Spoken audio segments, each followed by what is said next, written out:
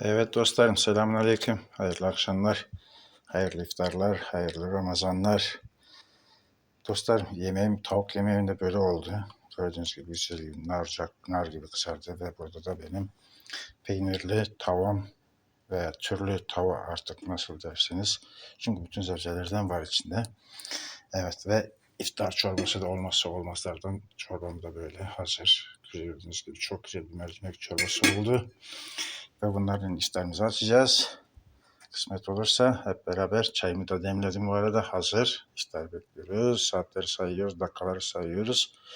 Sizlere de bizlere de afiyet olsun. Teşekkür ederim seyretiniz için. Rojbaş, dembaş, evvel bakacak hanımın müşkaz vijuri çebu. Buharat kırım sorkırdı fırnıydı. O hanımın tırşık yacı tamamını penerji vijuri çebu. Bunu bakın dibinin. Erjibi havi halas bu. Çay hoşi demkliye. Bu şorba mini miskeci hazır buye. Bir şorba hoşçe buye. Bir tane hoşçe buye. Ez bavarım tabii ki.